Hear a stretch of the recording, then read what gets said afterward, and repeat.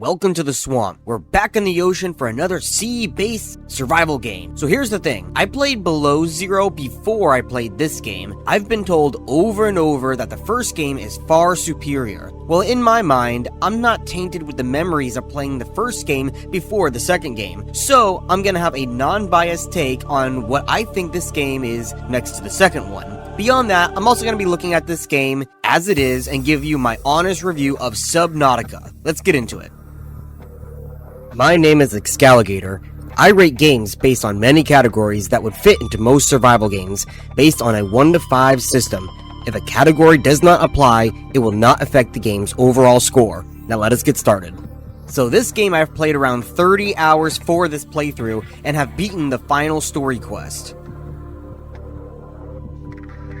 Subnautica is an underwater sea-based survival game where you are launched into an escape pod as your ship crashes. You try to survive while you salvage what you can from the wreckage, and also trying to avoid being eaten by larger predators within this alien ocean. There is also another plot that you have to follow along with the main story quest of trying to escape, which will be talked about later on. While it is stated that this game can run on a below average computer, I would recommend a middle of the road computer up to an above average rig, both due to the graphics as well as the physics of the water and tons of environmental placed items like foliage and the larger placed items like the aurora burning in the background constantly. So there is no character creation, you are a pre-made character called Riley. Though, if you look at just the character themselves, I'm not sure on how to rate this. On one hand, you really don't know off the bat who you are, why you crashed, why you're even on the planet besides just crashing. I didn't even know the character's name was Riley until I looked at a third-party website. Then you have the fact that Riley doesn't even speak. I only heard him say one line throughout the entire game. That can be both a good and a bad thing. On one hand, you just play the silent character and it's an embodiment of you, which is fine. But on the other hand, this is a predefined character who isn't explored or developed, which is what I feel happened here. However, I'm gonna take the middle of the road and rate this character a 3 out of 5.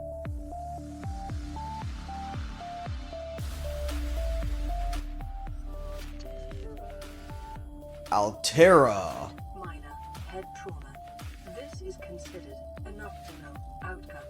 Oh yeah, sure. Hey, whoa, whoa, whoa, whoa. It's starting me at 50% hunger. Bullshit. So the game starts out with Riley jumping into an escape pod as the ship called the Aurora is on fire and is on a crash course with the planet. Your pod lands in what is called the safe shallows, and that's pretty much it. You are stranded and have to figure out your own way to survive. The safe shallows are just that, safe, mostly. There are some smaller environmental hazards, but they don't really bother you as much. It is a great little area to get you started. It's also good that it's shallow because you have no swimming aid and limited oxygen, so diving down will only be for a short time. As you gather more and more things and craft items, you will slowly go down further for longer periods of time, which will help with the progression. For this section, there's not really a tutorial for you to follow, however, the starting area is decent enough to get your feet wet, pun intended. The mechanics of the game are not complicated at all. You gather, you build. The more you build, the more you progress to explore more and more. It's very simple and doesn't require a lot of hand-holding, nor is it punishing at the start of the game. So I'm gonna go ahead and rate this a 4 out of 5.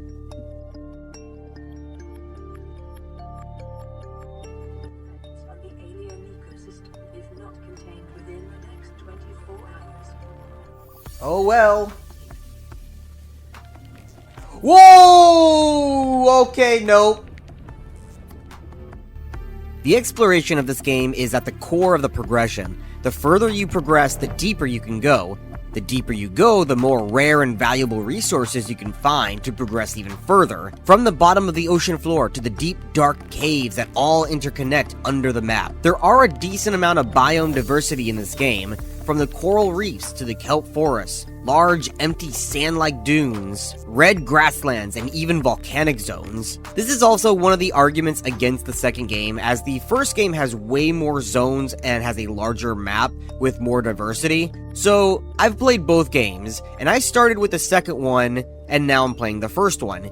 I'm going to show you here both maps. not including the cave systems from both maps, and also not including the frozen river and hover zones from Below Zero, both maps have exactly 14 zones. Now, from those games, the original one, I never really visited the dunes. I went to the mountains only for one of the crash sites PDAs, and never really went further than that. The crag field, I went for another PDA, but that was pretty much it. While the crash zone has nothing really of value inside of it when you're not including the aurora. And the seed treader's path is useless as well, only if you want to walk behind the treaders for the ore that they kick up, but there are way easier methods than that to get shale outcrops.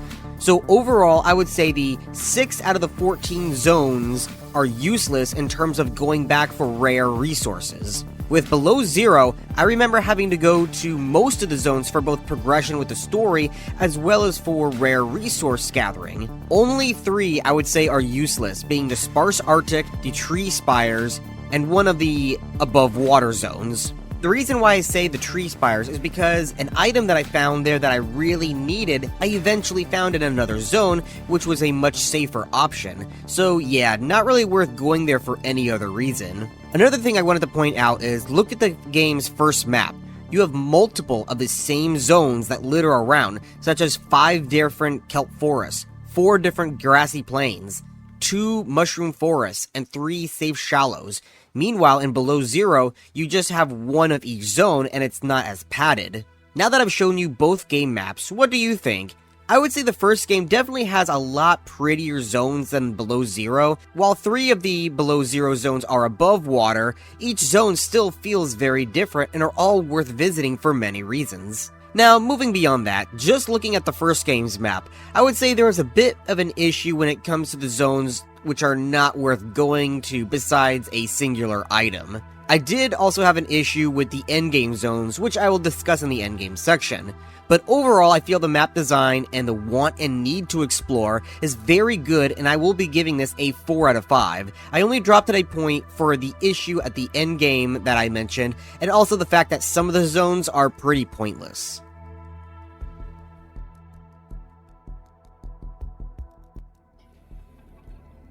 Oh, that guy just came from behind.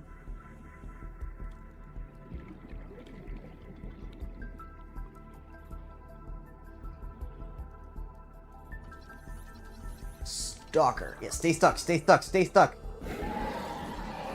Nope, nope. I'm not here. Just keep doing what you're doing. Come here.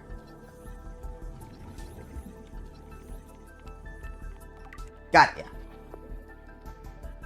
The survival is an integral part of the game. You start off with minimal supplies in your pod, and you are only to scavenge what you can. And you are on your own to scavenge what you can. As mentioned in several of my reviews, I like to rate the survival games based on a scale of 3, 1 being it's a non-issue and easy through the whole game, 2, where you start off weak but outgrow everything by the end game, and 3, where the game is always hard. I would say this game is between 2 and 3. You certainly progress to make things a lot easier to explore further and deeper for longer, and it also gets easier to provide yourself with food and water. However, with all that being said, even at the very end of the game, there are still creatures in the world that are dangerous and can destroy your strongest submarines. You will still need to supply yourself with supplies before you journey out, as food and water is still needed regularly. I would say this is the ideal spot to be in, because if it was just the second option, where you outgrow everything, it would make everything feel boring by the end of the game. But if you were always fearing dying, then you would feel like you haven't really progressed. So, because of that, I'm gonna rate the survival of this game a 5 out of 5 for the fact that you can make yourself... So, I'm gonna rate the survival of this game a 5 out of 5 for the fact that you can make your life a lot easier with progression,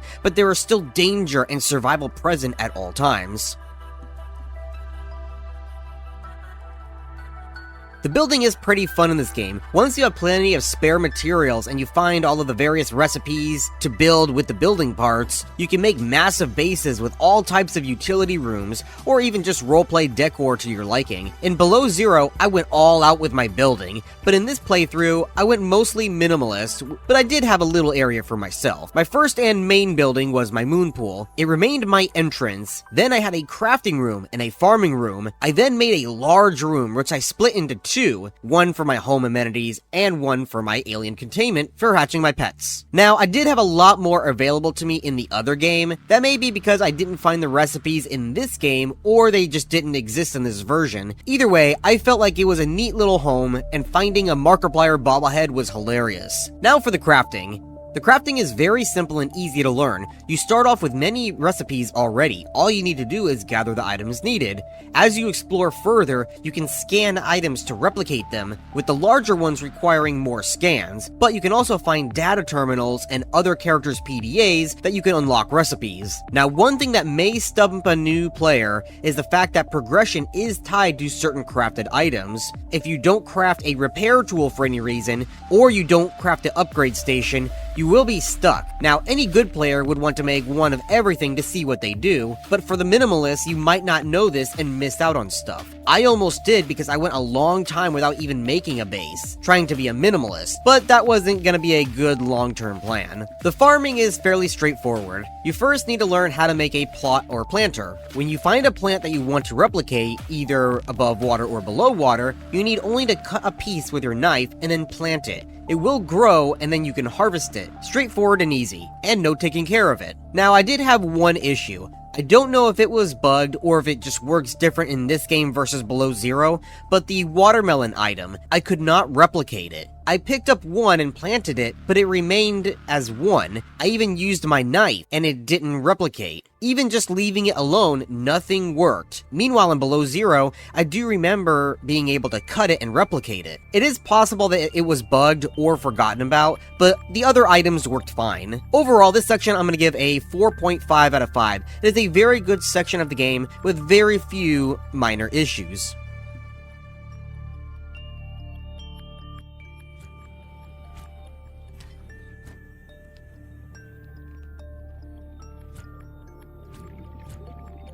Where'd he go?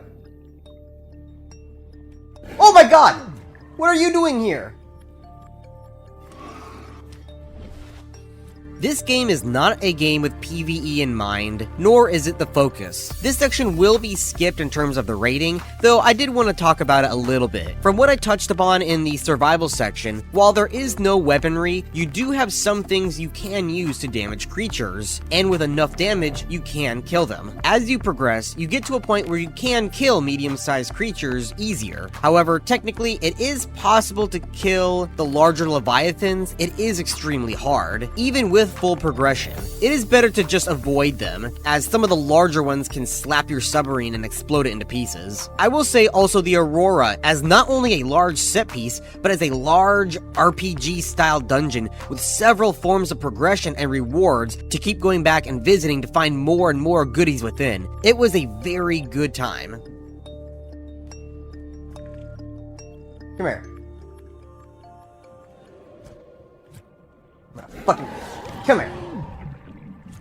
This knife does fuck all.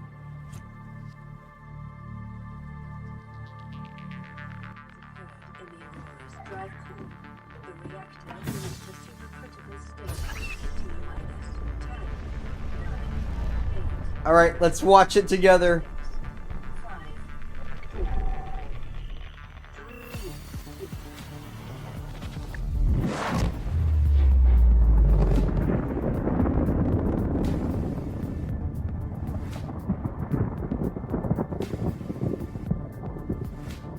So the story delivers itself to you through several means. You will have timed events, which will happen after a certain amount of time has passed from an action being the start of the game itself, or interacting with certain things. With the other life pods, you can easily go out and find them on your own whenever you wish, though to make things a bit easier, after so much time has passed, you will receive a radio call for help with the location to try to find them. You will find recordings of other survivors as well as upgrade for yourself. Besides the recordings, you can find active story development items and locations within the world. Most of them you need to discover and find for yourself, while others will give you a nudge in the direction of the location. You will also have major events that will happen naturally after a certain amount of time passes. They're not even loaded in cutscene form either, and it happens whether you are there or not. Overall, I think the story delivery isn't that bad at all, with the combinations of reading, voice acting, some in-world cutscenes. I'm gonna go ahead and rate this section a 5 out of 5.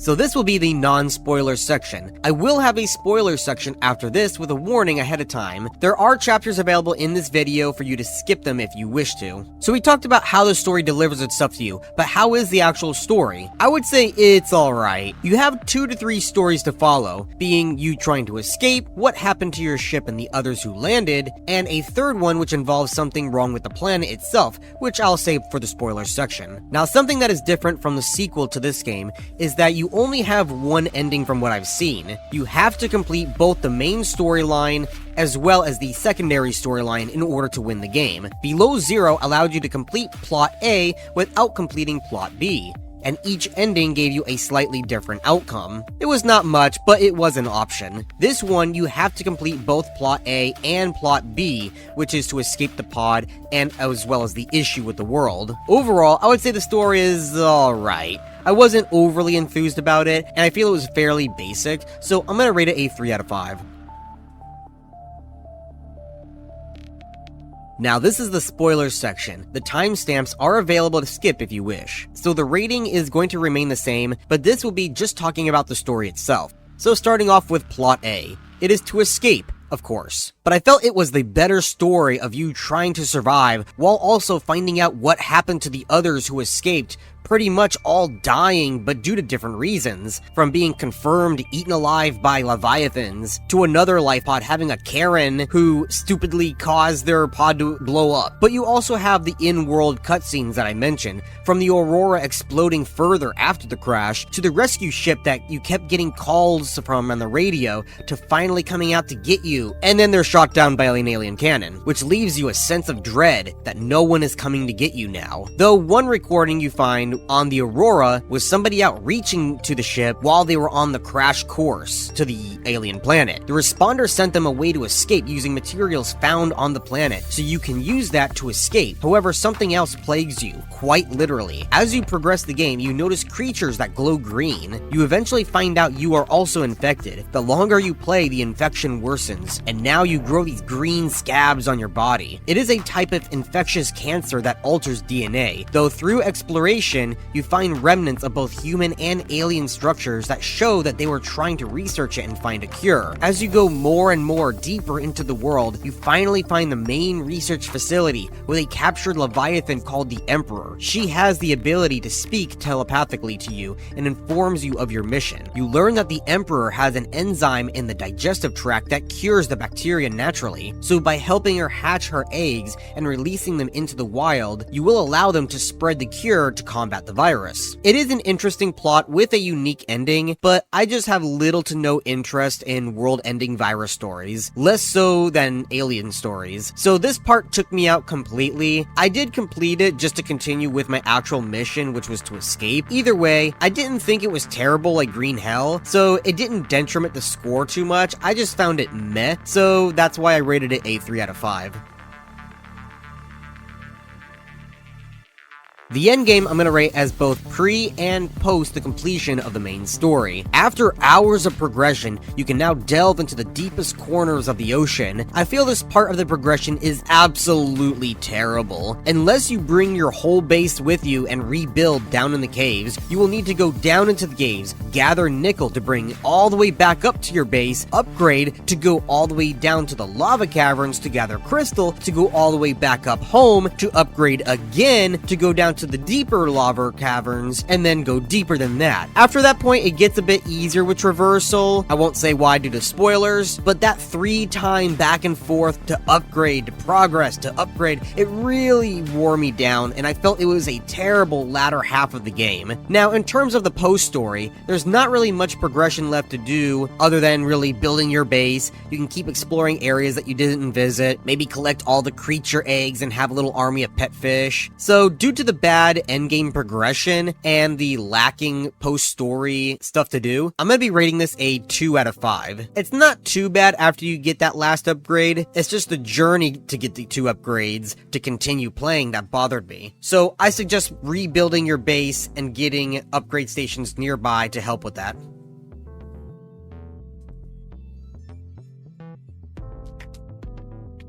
So the modding for this game is not hosted on Steam, but you can still find tons of amazing mods on third-party sites. From adding new creatures to different starting locations, making the game even scarier than it was. I'm gonna rate the modding a 4 out of 5. I just lowered it a bit because of the ease of access not being there, but if you are able to find a good tutorial on how to install the mods, then it can be a good time. So this is a finished game, and is not in current development. On occasion, you might get a hotfix, but overall, I would not expect any more updates. I am not going to rate this section, but just so you know, what you see is what you get with this game. You also have Below Zero, which is a sequel, with different stories and characters, and the team is currently working on the third iteration of Subnautica. Bugs and lag? Well, there is, but it's not that bad. So with the lag, I would say I never really had an issue. I ran at 60 frames constantly. Sometimes my frame counter from Steam went even higher than 60. Of course, with the various world elements, it is possible for your computer to have a different experience. With the bugs, overall, I didn't encounter any, though one that I did encounter quite often were the various creatures glitching through walls or getting stuck. I managed to get up close to a Reaper Leviathan and scan it because he was stuck on a piece of the Aurora. I've even had other creatures like this too, where they get glitched inside of walls and then appear out of nowhere when they pop back in. It's funny most of the time, and sometimes it's just kind of annoying. Either way, this section I'm gonna rate a 4.5 out of 5. It runs very well, of course, but it's not perfect. I don't even see where I can laser cut. Oh, that's not good. Oh my god! He is fucking right there! My overall score for Subnautica is going to be a 4 out of 5. It is a very good underwater survival game with very few issues. It ran well and retained its survivability even after progression, but without making you feel like you were not getting anywhere. I can recommend this game for anyone who is interested in trying it. For anyone who was scared of the underwater setting or the creatures within, I would say don't worry. Very few creatures actively try to attack you. Even if they do, it does very little damage, and you can mostly ignore them. I would just say stay away from the big motherfuckers and the warpers. Fuck the warpers, seriously. Anyway, that is the end of this review. I already had reviewed Below Zero, though because it was my very first video I ever made, it was just, bad. So I plan on replaying it and re-reviewing it in the future. I also plan on playing and reviewing the third game when it eventually comes out in 20 years. So until then, I will see you next time. And that is the end of this video. If you liked my review, please subscribe to this channel as I will be making more in-depth reviews of open-world sandbox survival RPG games, including those that no one ever talks about from the deepest, darkest depths of Steam. Some games that even look like the muck at the bottom of my pond. If you have any suggestions for what game to do next, please comment below and like this video. Florida Gator Man out.